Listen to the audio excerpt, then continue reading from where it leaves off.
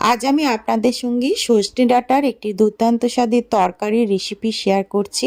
নমস্কার বন্ধুরা, আজকে আরও একটি নতুন রেসিপিতে আপনাদের সবাইকে স্বাগত।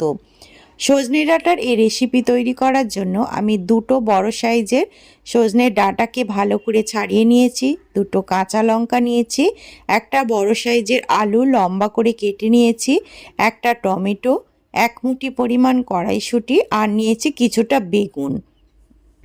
চলে এলাম সরাসরি রান্নার পদ্ধতিতে। প্রথমে কড়াইয়ের মধ্যে 1 টেবিল চামচ মতো তেল দিয়ে দিলাম। সর্ষের তেলে রান্নাটা করবেন, তবে রান্নার টেস্ট অনেক গুণ ভালো হবে।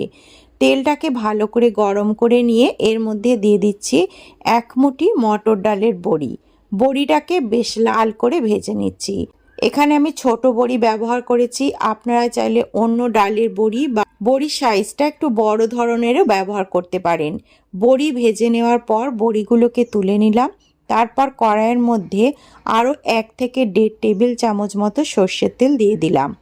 তেলটাকে ভালো করে গরম করে নিয়ে এর মধ্যে দিয়ে দিচ্ছি ফাটিয়ে রাখা শুকনো লঙ্কা এবং সামান্য পরিমাণ 5 ফোড়ন।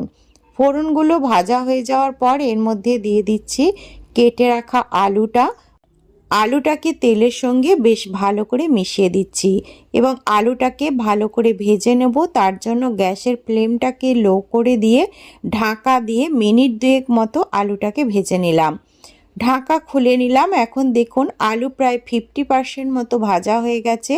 আলু ভেজে নেওয়ার পর এর মধ্যে দিয়ে দিলাম কেটে রাখা ডাঁটা এবং বেগুনগুলো। বেগুন যেহেতু নরম সবজি তাই বেশি ভাজতে লাগে না, আর ডাঁটা বেশি ভাজলে তেতো হয়ে যায়। তাই আলু 50% ভেজে নেওয়ার পর বেগুন আর ডাঁটাগুলোকে দিয়ে দিলাম। তারপর ঢাকা দিয়ে আরও মিনিট 2 মতো এই সবজিগুলোকে ভেজে নিলাম। সবজিগুলো ভাজতে ভাজতে তৈরি করে নেব একটা মশলা। মিক্সিং জারের মধ্যে দিয়ে দিচ্ছি 5 থেকে 6 কোয়া রসুন, হাফ ইঞ্চি আদা, হাফ চামচ জিরে, হাফ চামচ কালো সর্ষে। এতে জল দিয়ে এরকম একটা মিহি পেস্ট তৈরি করে রেখে দিলাম। এদিকে সবজিগুলো ভাজা হয়ে গেছে, সমস্ত সবজির কালার চেঞ্জ হয়ে গেছে। সবজিগুলোকে একটু নাড়াচাড়া করে দিলাম। তারপর এর মধ্যে দিয়ে দিলাম একটা বড় সাইজের গোটা টমেটো, স্বাদ অনুযায়ী নুন, হাফ চামচ লঙ্কার গুঁড়ো। ঝালটা অবশ্যই আপনারা আপনাদের পছন্দ মতো দিয়ে দেবেন।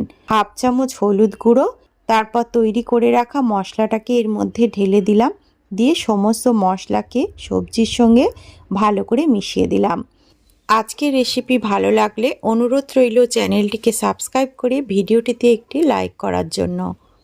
মশলাটা শুকিয়ে যাওয়ার পর আমি মিক্সিং জার ধুয়ে অল্প পরিমাণ জল দিয়ে দিলাম, আর জলটাকে ভালো করে মিশিয়ে গ্যাসের ফ্লেমটাকে লোতে রেখে সমস্ত মশলা বেশ ভালো করে কষে নেব, যতক্ষণ না জল শুকিয়ে গিয়ে মশলাটা থেকে তেল বেরোতে আরম্ভ করবে।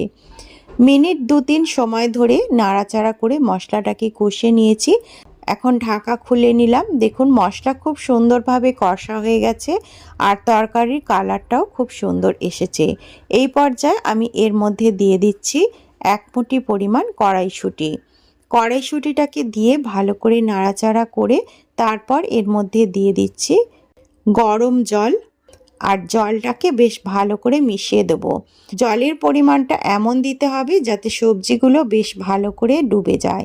সবজি ভাজতে ভাজতে সবজি কিন্তু অনেকটাই সেদ্ধ হয়ে গেছে, কিন্তু এর মধ্যে যেহেতু বড়ি দেওয়া হবে তাই বড়ি অনেকটাই জল টেনে নেয়, তাই একটু বেশি পরিমাণে জল এখানে দিয়ে দিলাম আর ওপর থেকে দিয়ে দিলাম ভেজে রাখা বড়িগুলো। তারপর ঢাকা দিয়ে 3 থেকে 4 মিনিট লো ফ্লেমে রেখে ভালো করে কুক করে নিলাম। 3-4 মিনিট পর ঢাকাটা খুলে নিলাম। এখন সমস্ত সবজি বেশ ভালো করে সেদ্ধ হয়ে গেছে আর বড়িগুলো বেশ ভালোভাবে ফুটে উঠেছে, জলটাও কমে গেছে। এর থেকে বেশি আর তরকারিটাকে শুকনো করব না, এরকম মাখা মাখা করেই নামিয়ে নেব।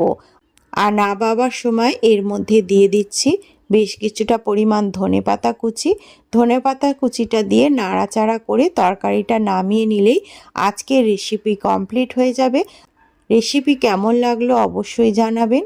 আজ তাহলে এই পর্যন্তই, দেখা হবে পরবর্তী রেসিপিতে। ধন্যবাদ।